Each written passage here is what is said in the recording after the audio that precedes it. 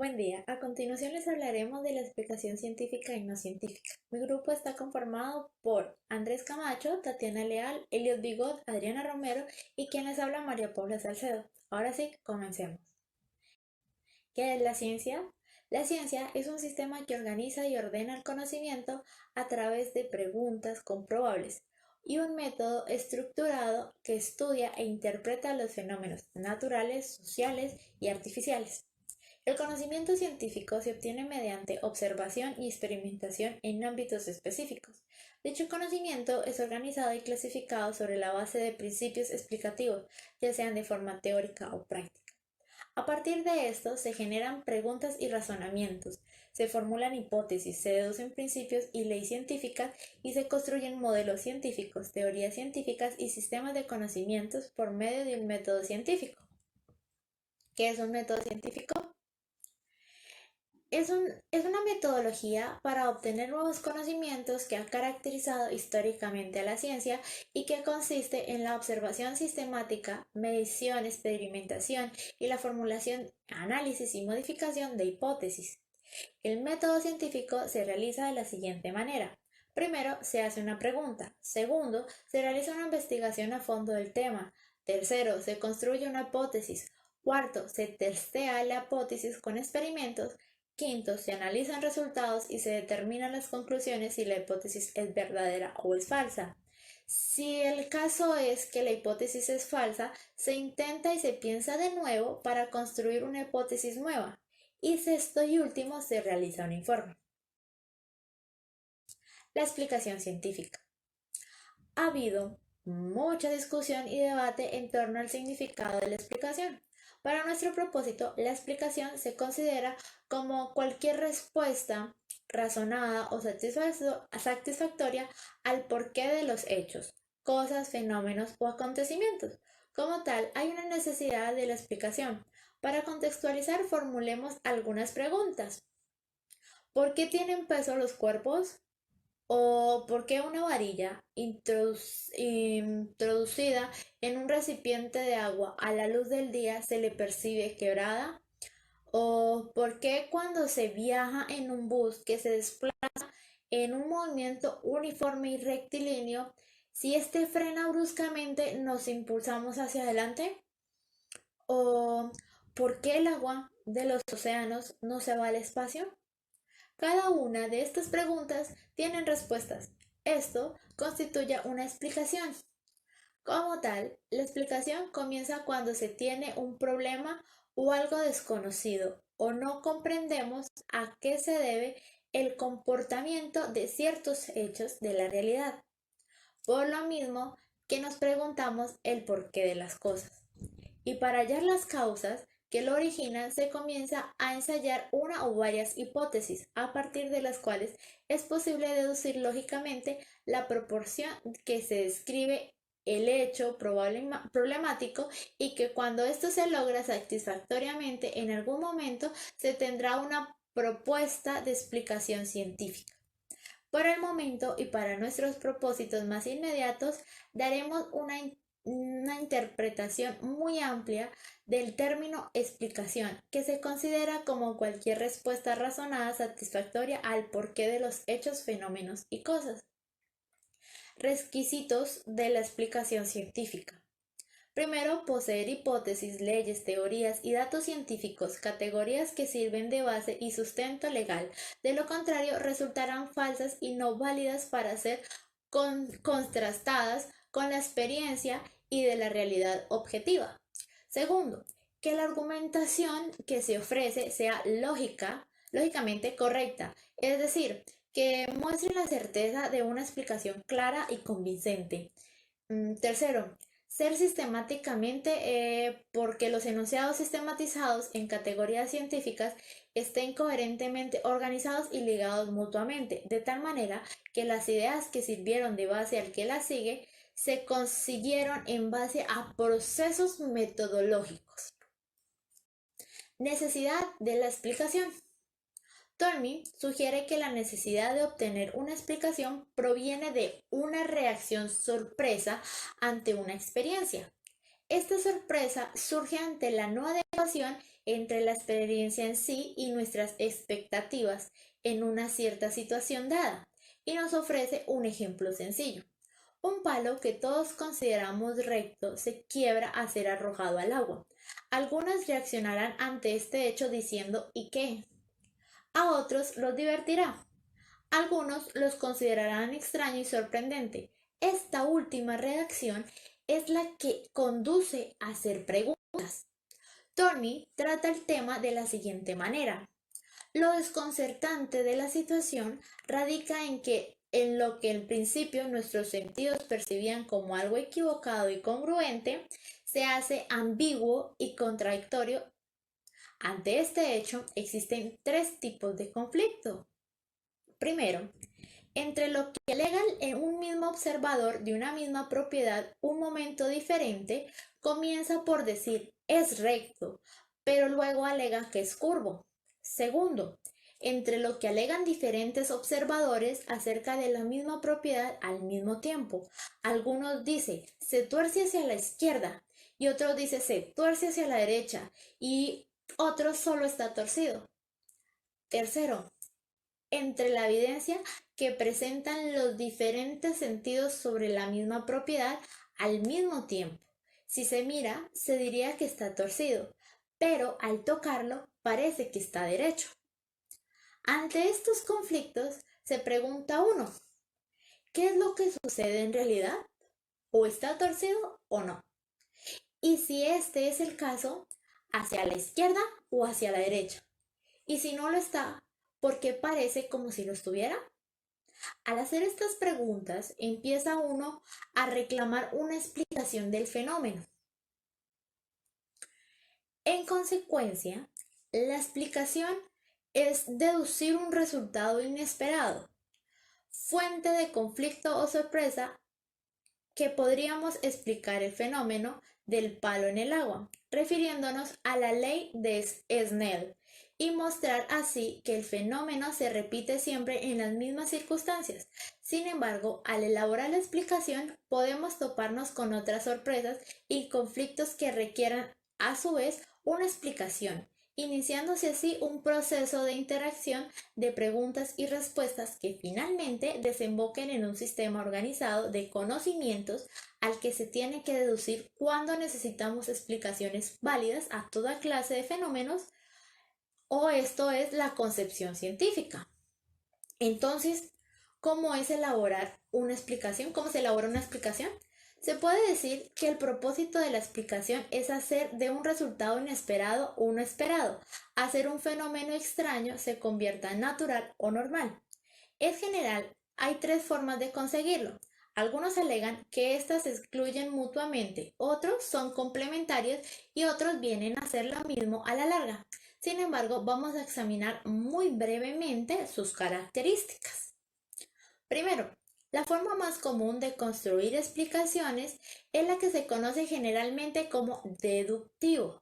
Su objetivo principal es establecer afirmaciones o leyes y mostrar empíricamente que estas leyes rigen varios tipos de fenómenos. Luego se asume que la ley es una verdad universal. Esto quiere decir que se verifica con independencia del tiempo y del espacio. Segundo, relacionar el fenómeno a explicar con otros ya vistos y que no nos sorprendan ya, porque estamos familiarizados con ellos o los hemos analizado. En este caso, la esencia de la explicación radica en elaborar una serie de nexos entre fenómenos. Siguiendo este criterio, las leyes no son verdaderamente universales, necesariamente, sino un mecanismo simple y cómodo que permita aplicar la información que se deriva de ciertos casos a hechos acaecidos en otros casos.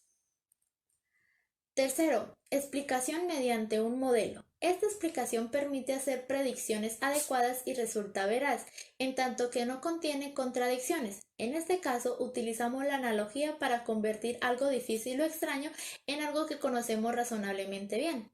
Podemos así representar átomos mediante bolas de billar, complicadas estructuras químicas mediante maquetas y entre tanto satisfacer nuestras necesidades de obtener una explicación.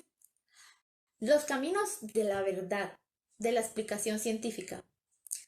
Es difícil o quizás imposible de explicar que los caminos de la ciencia nos describen los senderos unas veces complicados y otras veces increíblemente sencillos, que los científicos de todas las disciplinas han utilizado para obtener nuevos y valiosos conocimientos. Solo se escogen dos vías. La primera, los datos que recibimos de los sentidos, que nos proveen de nivel de información inferior para alcanzar el conocimiento científico.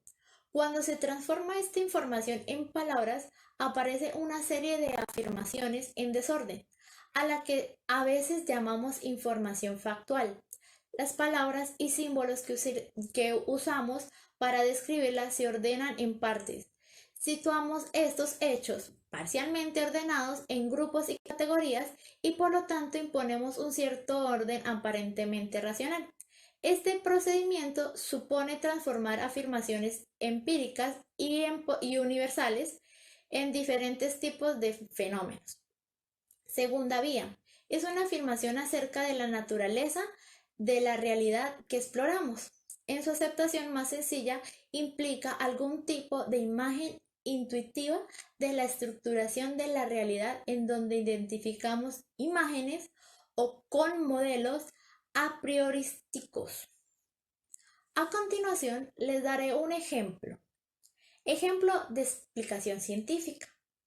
Primero, fenómeno a explicar. Quiero explicar esa luz que se ve en los días de tormenta cuando uno está mirando al cielo o al horizonte y se ve destellos de luz. A veces unas rayas luminosas que unen las nubes y la tierra. O sea, los rayos. Segundo, hipótesis explicativa. Proposición generativa. Las nubes se cargan electrostáticamente con la fricción del aire al ser arrastradas por el viento y que al producirse por inducción una diferencia de potencial suficiente grande entre las nubes y la Tierra, salta una chispa entre ellas. Tercero, deducción de otros fenómenos. Si el mecanismo generativo es cierto, debería poder cargar un condensador al poner un conducto que una nube y una de sus caras. Observaciones adicionales. Ejecución experimental. Frankie eleva un volantín con el conductor conectado a un condensador y al ver que éste se carga dice, ahí está la explicación científica del rayo. Las nubes se cargan electrostáticamente con la fricción, se produce una diferencia de potencial y salta una chispa entre ellas y la Tierra. A continuación, mi compañero Andrés con la explicación no científica. Buenos días, yo voy a explicar las cosas de la ciencia que no se pueden explicar. Bueno, lo primero es la veracidad de la lógica y las matemáticas.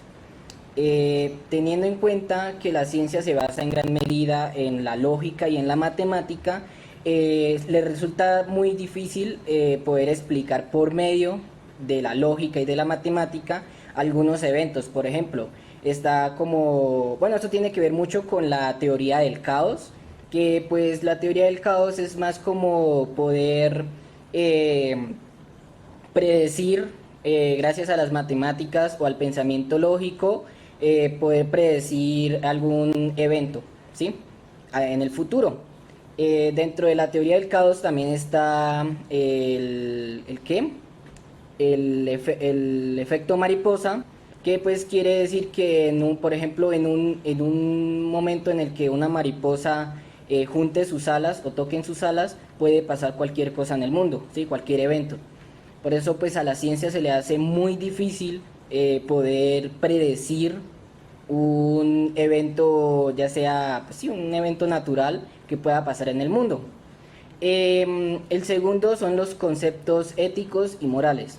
Bueno, pues realmente, como sabemos, cuando una persona puede sentir o puede pensar que algo es bueno, malo, cruel, compasivo, romántico, repugnante, sensible o duro, ¿sí?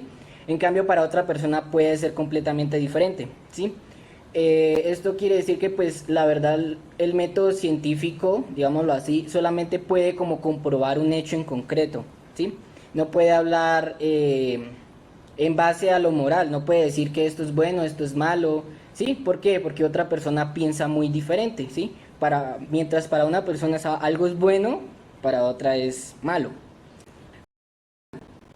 Bueno, otra cosa es la energía, la energía oscura y la materia oscura. Estos son aspectos de la realidad de la ciencia que pues no son capaces de explicar, porque no se sabe qué es exactamente cada una de ellas o no se sabe por qué existen. Eh, Se deduce que el comportamiento de la materia funciona de diferentes maneras. Por ejemplo, la existencia de la energía oscura se sostiene por el proceso de expansión del universo, ¿sí? Y la materia oscura se extrapola a partir del estudio del comportamiento gravitacional de diferentes cuerpos celestes. Entonces es como muy difícil para la ciencia explicar por qué existen o pues como tal cuál es su función, digámoslo así. Otro tema que para la ciencia es muy difícil poder explicar es por ejemplo el tema de la luz, ya que pues ha tenido muchísimas teorías y muchos fenómenos. Por ejemplo, no se sabe si realmente los fotones de la luz van en forma de partículas o de ondas, o sea, no se sabe el comportamiento de los fotones. Todavía no han respondido esa respuesta.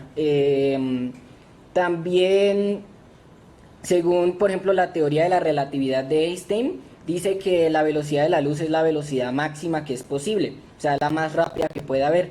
Pero hoy en día, gracias a la energía oscura, que se piensa que existe, no sé muy bien si es una teoría o no, pero se dice que podría ser también la más rápida, o sea, puede haber más velocidades aparte de la velocidad de la luz, o sea, mucho más rápidas. Bueno, otra cosa que la ciencia no puede explicar muy bien es la vida. Obviamente, pues como todos sabemos, durante todo este tiempo la ciencia ha como podido decir ciertas teorías de cómo empezó qué, de cómo empezó la vida, cómo se formó, bueno, de diversas teorías. Pero aún no es capaz de explicar qué hace que una partícula se establezca relaciones con otra. O sea, no se sabe qué es, o sea, qué hace a un organismo que esté vivo, ¿sí me hago entender? No se sabe qué es lo que hace que un organismo esté vivo. Obviamente, pues cualquiera podría decir que, pues bueno, tiene vida, o por lo menos por el tema de la teología, bueno, tiene un alma, tiene, sí, pero por medio de la ciencia, pues no lo ha podido explicar. Otro tema que es la conciencia, ¿sí? La conciencia, pues todos sabemos que todos existimos, tenemos conciencia de que existimos, de que pensamos, de que sentimos, creemos, hacemos y que somos, pero es muy difícil explicar y por lo menos la ciencia no lo ha podido explicar, es el por qué, por ejemplo, qué somos o de dónde salió toda esta conciencia que nos diferencia, o sea, nos hace diferente a los animales, ¿sí?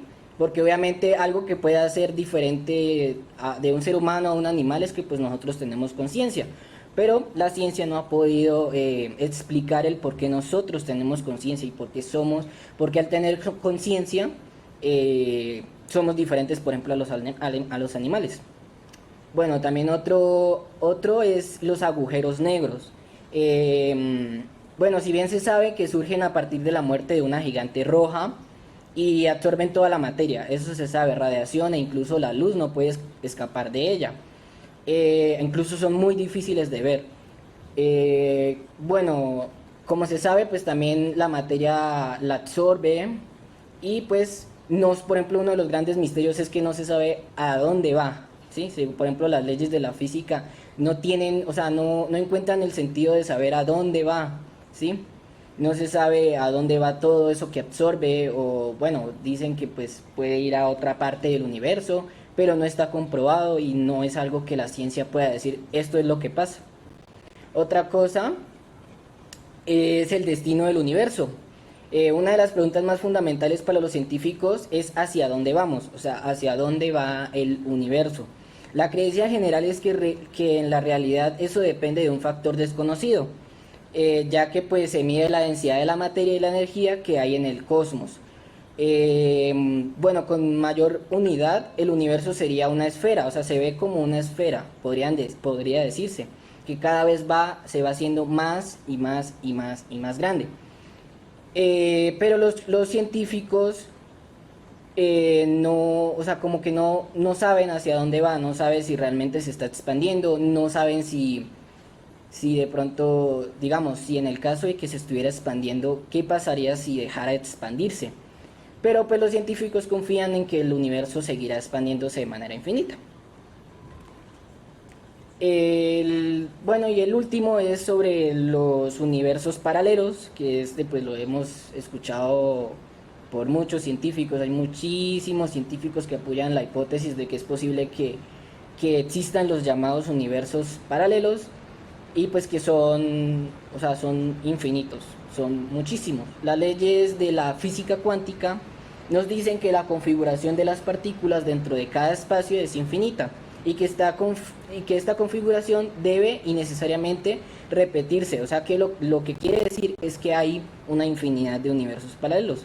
Pero pues la ciencia pues dice muchas cosas, pero al mismo tiempo no hay cómo comprobarlas. O sea, todavía no se saben si es verdad o no. Ahora nos introduciremos a la parte de lo que tiene que ver con la teología, ¿ok?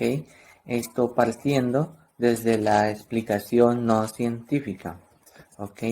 Esto cuando nos referíamos a la explicación no científica es cuando hay unas hipótesis que se formulan a base de unas preguntas y le damos la investigación necesaria para, en fin, concluir, aprobar o refutar algo, ¿no?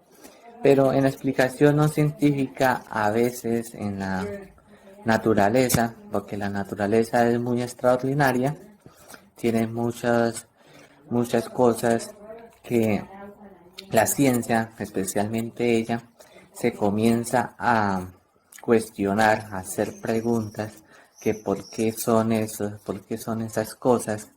Y ahí viene la teología, que es la forma de pensamiento que, que está basado en el estudio de Dios y sobre la percepción que el hombre tiene hacia él, ¿vale? Pero partiendo de este modo, cuando nos referimos a una explicación como tal, nosotros damos en sí explicaciones, pero que no la ciencia no está acompañada en nosotros. Porque podemos decir, por ejemplo, imaginemos se cayó un árbol en un lugar. Entonces vamos a ese lugar y encontramos el árbol caído, porque ya sabíamos que el árbol ya estaba caído. Entonces, esas explicaciones nosotros damos unas razones, pero ese hecho ya ocurrió, esa es la diferencia. Aunque hablando de la explicación científica, ella formula una hipótesis, pero a veces eso en la parte de la teología, la ciencia no puede refutar o aprobar en el caso de la teología, que vamos a introducirnos un poco. Como decíamos que en la teología, cuando se introduce, digamos, un hecho en la vida cotidiana, y supongamos que en Argentina sucedió una masacre, que un volcán hizo erupción y mató a 1 millón de personas. Y dice alguien por ahí que, que esto ocurrió porque Dios permitió que sucediera. Y ahí entra la ciencia. La ciencia formula unas hipótesis, evalúa lo que sucedió, formula unas investigaciones, procede, se formulan preguntas y busca unas soluciones. Pero a la ciencia, al escuchar eso, que eso sucedió porque Dios quiso que fuese, ella no tiene cómo aprobar o demostrar porque no hay las suficientes pruebas. Y la ciencia, lo que ella se basa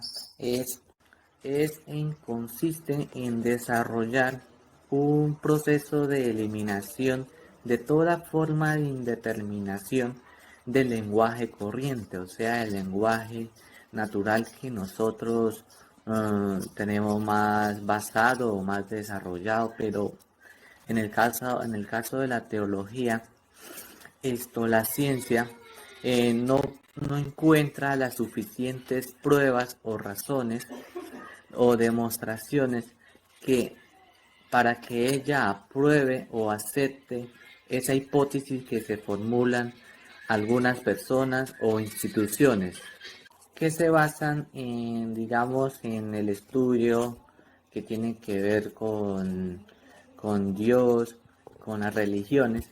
Es que en sí las religiones tienen una forma de pensar, como lo dijimos antes, es un pensamiento muy global, pero ellos tienen su propia estructura, tienen sus fundamentos, tienen sus reglas, así como la ciencia, ella tiene sus leyes naturales, pero al haber no hay las suficientes, la ciencia no tiene una concordancia con respecto a lo que dice la teología, que es el estudio de Dios, y entonces algunas de sus leyes provocan o hacen poner invalidez a lo que la ciencia dice.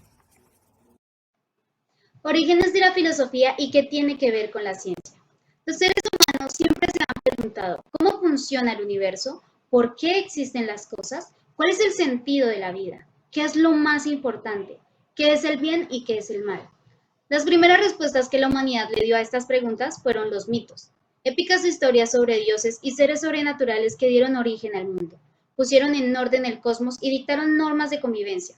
Se trata de historias magníficas y poderosas que hasta la fecha nos comunican verdades. Durante milenios, estas explicaciones míticas parecían bastar, pero algo interesante comenzó a suceder en la región del mar Mediterráneo en el siglo VII. Se trataba de una región donde convivían muchas culturas y religiones. Las personas se daban cuenta de que esos mitos no eran los únicos, que cada grupo tenía los suyos. Quizás esto propició que algunos cuestionaran sus creencias, y el hecho de que hubieran tolerancia religiosa también ayudó. No había un dirigente que obligara a todos a creer lo mismo. Por esa época también hubo un auge en la creación de mapas. Los viajeros comenzaron a explorar y registrar el mundo, y vieron que no era tan parecido a lo que decían las leyendas. Por último, la riqueza de la economía propició que hubieran ciudadanos con bastante tiempo libre como para dedicarse a pensar. Así el pensamiento comenzó a alejarse del mito y a acercarse al logos, el razonamiento. Aquí es donde surge la filosofía. Se considera que el primer filósofo occidental fue Tales de Mileto, en la ciudad de lo que hoy es Turquía, pero que en ese entonces era parte de Grecia. Buscó responder las preguntas sobre el origen del universo a partir de la observación y el razonamiento. Veía cómo el agua siempre estaba en movimiento, así que pensó que el agua era la que dio origen al universo y la que constituía el alma de los seres vivos. También hizo grandes descubrimientos matemáticos y astronómicos. En Grecia surgieron muchos filósofos y filósofas, y también los había en Europa, en la India, China e incluso en la América prehispánica. La filosofía se encargó de pensar explicaciones para el movimiento de los astros, el funcionamiento de la naturaleza y los números. Según Aristóteles, las piedras caen porque las atrae la tierra, que es de una naturaleza semejante, y es lógico que las piedras más pesadas caen más rápido que las más ligeras. Pero los filósofos también reflexionan sobre la esencia de la realidad, sobre el bien y el mal, y sobre la mejor manera de vivir. No había división de conocimiento. Los filósofos pensaban acerca de todo. Esa era la primera relación entre filosofía y ciencia. Se podría decir que la filosofía es la mamá de todas las ciencias. Alrededor del siglo XIII surgieron los protocientíficos. Uno de ellos fue Roger Bacon, que se dio cuenta de que el razonamiento no es suficiente para explicar el mundo. Según Bacon, es necesario contrastar la razón con la experiencia, ver si lo que pensamos concuerda con lo que podemos ver, tocar, medir y pensar. A esta corriente filosófica se le llamó empirismo, y es la que llevó a Galileo Galilei a hacer experimentos para ver si lo que pensaban los antiguos filósofos era cierto, y descubrió que Aristóteles estaba equivocado sobre su hipótesis de las piedras. Durante mucho tiempo, a quienes hacían experimentos, tomaban medidas, reflexionaban y elaboraban teorías, no se les llamaba científicos, sino filósofos naturales. Incluso Newton, en el siglo XVIII, era considerado un filósofo natural. Fue hasta el siglo XIX que se comenzó a hablar de científicos. Pero la ciencia no reemplazó la filosofía. Hasta la actualidad, la labor de los filósofos sigue siendo cuestionarlo todo. La ciencia hace preguntas que se responden con información, preguntas cerradas, como ¿cuántas estrellas hay en la galaxia? ¿Cómo evolucionan las especies? Por su parte, la filosofía se hace preguntas abiertas, que admiten más de una respuesta, siempre que estén basadas en el razonamiento, como ¿qué significa ser feliz? ¿Qué se necesita para ser humano? ¿Tiene un propósito el universo, la humanidad, tu propia existencia? Muchos filósofos han creado sistemas de pensamiento buscando dar respuesta a estas preguntas. La filosofía es el estudio racional de las cuestiones fundamentales como la existencia, la justicia, la belleza y el conocimiento. Sobre el conocimiento se preguntan cuestiones como ¿es posible llegar a conclusiones generales a partir de observaciones particulares? ¿Cómo distinguimos la verdad de la falsedad? ¿La realidad tiene existencia independiente de quien la observa? Y esta es la segunda relación entre filosofía y ciencia. Hay una rama en la filosofía especializada en reflexionar sobre la ciencia. Uno de los principales exponentes de la filosofía de la ciencia fue Karl Popper, quien argumentó que es posible probar que una teoría empírica es falsa, pero es imposible probar que es verdadera. Este pensamiento llamado falsacionismo es hasta la fecha el paradigma imperante en la ciencia, al grado de que se considera que cualquier afirmación que no sea falsable no es científica. Bueno, mi nombre es Lucía Romero y en el día de hoy continuaré hablando sobre la filosofía de la ciencia. La filosofía de la ciencia es el área fundamental porque es el sustento que se le da a la disciplina, ya que este muestra la evolución a través del tiempo que se le va dando. Es por ello que la filosofía de la ciencia la identificamos como aquella que se lleva a cabo a través de la investigación y que forma de alguna manera como una serie de preguntas y van evolucionando a través del tiempo. Bueno, pues ustedes de pronto recuerden, no sé, quizás cuando se habla de alguna disciplina que ha estado plagada a través del tiempo.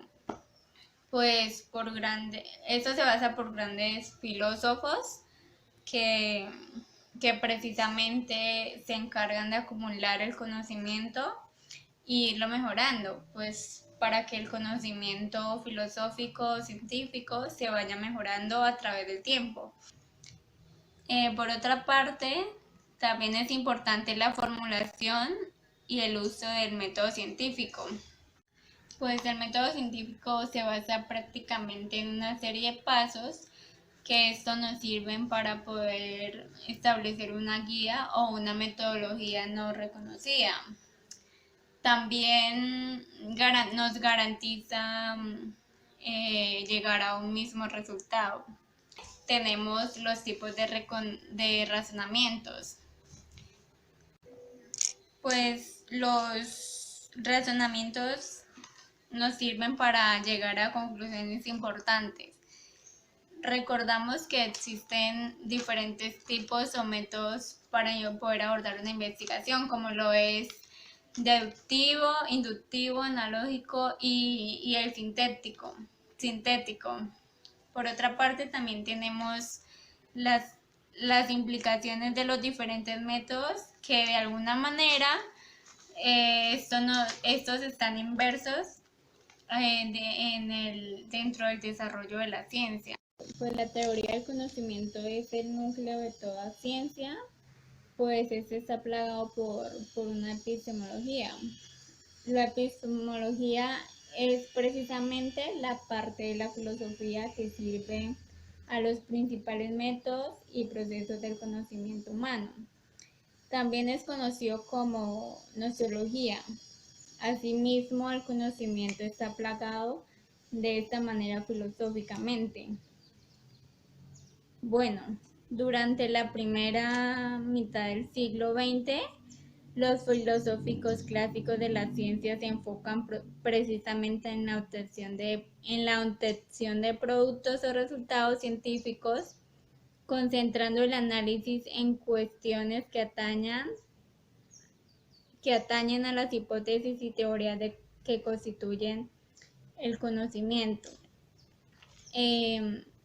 Cuando hablamos de hipótesis, es importante también mencionar que normalmente cuando un conocimiento comienza a ser estudiado, esto se establece en una serie de conjeturas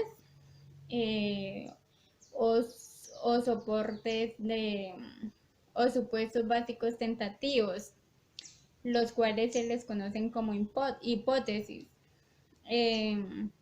Pues estas mismas hipótesis terminan por comprobarse o refutarse. Bueno, pues esto es un poco sobre la filosofía de la ciencia. Muchísimas gracias.